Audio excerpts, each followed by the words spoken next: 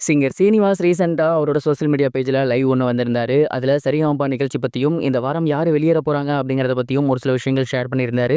அது என்ன அப்படிங்கிற கம்ப்ளீட் டீட்டெயில தான் இந்த ஒரு வீடியோல நம்ம பார்க்க போறோம். சரிகமபா சீசன் 5ல இந்த வாரம் திருவிழா ரவுண்ட். இந்த வாரம் ரொம்ப முக்கியமான ஒரு வாரம். கண்டிப்பா எலிமினேஷன் இருக்கு அப்படிங்கிறதையுமே அங்க ஷேர் பண்ணியிருந்தாங்க. இந்த வாரம் யாரு வெளியேறுவா அப்படிங்கிற ஒரு கேள்வி ரசிகர்கள் மத்தியில மிகப்பெரிய ஒரு அளவுல போய்க்கிட்டு இருக்கு. அந்த வகையில நிறைய பேர் சோசியல் மீடியால கேட்க ஆரம்பிச்சிட்டாங்க. அந்த வகையில சிங்கர் ஸ்ரீனிவாஸ் அவர்கள்ட்ட சோசியல் மீடியால டேக் பண்ணி கேட்கவும், அவரோட சோசியல் மீடியா பேஜ்ல அவரு லைவ் ஒண்ணு வந்திருந்தாரு. அந்த ஒரு லைவ்ல அவர் என்ன சொல்லியிருந்தாரு அப்படின்னா, எல்லோருக்குமே வணக்கம். இந்த ஒரு வாரம் பார்த்தீங்கன்னா, சரிகமபா நிகழ்ச்சி ரொம்பவே சூப்பரா போனுச்சு. த்ரில்லாவும் இருந்துச்சு. ஏன்னா, இதற்கு முன்னாடி இந்த மாதிரி ஒரு வாரம் வரவே இல்ல. அந்த அளவுக்கு எல்லாருமே ரொம்ப சூப்பரா பாடியிருந்தாங்க. இந்த வாரம் யார வச்சிருக்கிறது, யார தூக்குறதுன்னு எங்களாலேயே முடிவு பண்ண முடியல. அந்த அளவுக்கு எல்லாமே சூப்பரா பாடி கோல்டன் பெர்ஃபார்மன்ஸ் வாங்கியிருந்தாங்க. பட் ரூல்ஸ் அப்படிங்கிறது ஒண்ணு தான். கண்டிப்பா யாரோ ஒருத்தர் வெளியேறி தான் ஆகணும். ஃபைனல்ஸ்க்கு 5 நபர் தான் போய் ஆகணும். அதற்கு தகுந்த மாரி நாங்களும் மார்க் போட்டு அனுப்பி தான் ஆகணும். கண்டிப்பா இந்த வாரத்தோட எலிமினேஷன் அப்படிங்கிறது உங்க எல்லாருக்குமே மிகப்பெரிய ஒரு ஷாக்கிங் இருக்கும். ஆனா, அது ஒருத்தர வச்சுக்கணும், ஒருத்தர தூக்கணும் அப்படிங்கிற முடிவுலலாம் பண்ணப்பட்டது கிடையாது. முழுக்க முழுக்க ஜட்ஜஸ் எல்லாருமே ப்ராப்பரா பார்த்து பண்ணது தான். அந்த முடிவு உங்களுக்கு ஷாக்கிங்கா இருக்கலாம், அதிர்ச்சிய தரலாம். ஆனா, அத ஏத்துக்கிட்டு தான் ஆகணும். அத தாண்டி இந்த சீசன்ல எல்லாருமே ரொம்ப சூப்பரா பாடிட்டு இருக்காங்க. எல்லாமே நல்லா பெர்ஃபார்ம் பண்ணிட்டு இருக்காங்க. நெறைய பேருக்கு மக்கள் அடையாளம் கண்டுபிடிச்சு அவங்களோட வாழ்க்கை மாறியிருக்கு. அந்த வகையில நான் ரொம்பவே ஹேப்பியா இருக்கேன். என்ன பொறுத்தவரைக்கும் இந்த சீசன்ல எல்லாருமே வெற்றியாளர்கள் தான். எல்லாருமே ஃபைனல் போகணும்னு தான் ஆசை.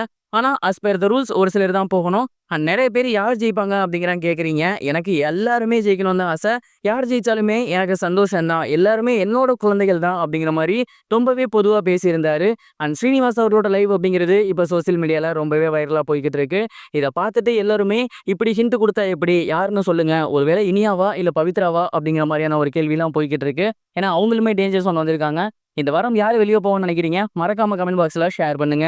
இது ஒருபுறம் இருக்க நடிகர் அமீர் கான் கூலி படத்த பத்தி பேசியிருக்குது. இப்ப சோசியல் மீடியால பயங்கர வைரலா போகுது. லோகேஷ் கனகராஜ் அவரோட இயக்கத்துல சூப்பர் ஸ்டார் ரஜினிகாந்த் அவரோட நடிப்புல கூலி படம் சமீபத்துல வெளியாகி இருந்துச்சு. இந்த ஒரு படத்துல அமீர் கான் அவர்கள் கெஸ்ட் ரோல் பண்ணியிருந்தாரு. கதையே கேட்காம நடிச்சேன் அப்படிங்கிற மாதிரி தான் அவரு ஸ்டார்டிங்ல சொல்லியிருந்தாரு. சமீபத்துல அந்த படம் மிகப்பெரிய ஒரு நெகட்டிவ் ரிவ்யூஸ் பெற்று இருந்துச்சு. இத பத்தி அமீர் கான் அவர்கள்ட்ட பேசும்போது அவர் என்ன சொல்லியிருந்தாரு அப்படின்னா, கூலி படம் என் லைஃப்ல நான் பண்ண மிகப்பெரிய ஒரு தப்பு. உண்மையிலேயே எதையுமே எதிர்பார்க்காம ரஜினி சாருக்காக மட்டும் தான் நான் போய் நடிச்சேன். கதையே சுத்தமா கேட்கல. என் ரோல் என்ன அப்படிங்கிறதையும் நான் கேட்கல. One and only love for Rajini sir. But அந்த படம் இந்த மாதிரி இருக்கும். என்னோட கேரக்டர் இப்படி இருக்கும் அப்படின்னு நான் கொஞ்சம் கூட நினைக்கவே இல்ல. கண்டிப்பா இதுக்கப்புறம் ஃபியூச்சர்ல இந்த மாதிரியான ஒரு தவற நான் பண்ணவே மாட்டேன். ஒரு கெஸ்ட் ரோல் பண்றதா இருந்தாலுமே அதோட கதையை நான் கேட்டு தான் பண்ணுவேன். கூலி படம் நான் பண்ணியிருந்த மிகப்பெரிய தப்பு. மன்னிச்சிடுங்க அப்படிங்கிற மாரி அவரு சொல்லியிருக்குது. சோசியல் மீடியால பயங்கர வைரலா போகுது. எந்த ஒரு நடிகரும் இப்படி சொல்லக்கூடாது. லோகேஷ் கனகராஜ் அவர்களுக்கு இது ஒரு பெரிய டவுன்ஃபாலா எல்லாரும் சொல்லிட்டு இருக்காங்க. நீங்க என்ன நினைக்கிறீங்க? அந்த அளவுக்கு அந்த கேரக்டர் ரொம்ப மோசமா இருந்துச்சு. உங்களோட தாட் என்ன அப்படிங்கிறத மறக்காம கமெண்ட் பாக்ஸ்ல ஷேர் பண்ணுங்க. இதுவரைக்கும் கனெக்டிங் டிவிக்கு சப்ஸ்கிரைப் பண்ணனா மறக்காம சப்ஸ்கிரைப் பண்ணிக்கங்க. உடனடி அப்டேட்ஸ் பெறுவதற்கு நோட்டிஃபிகேஷன் பெல்லையும் கிளிக் பண்ணிக்கங்க.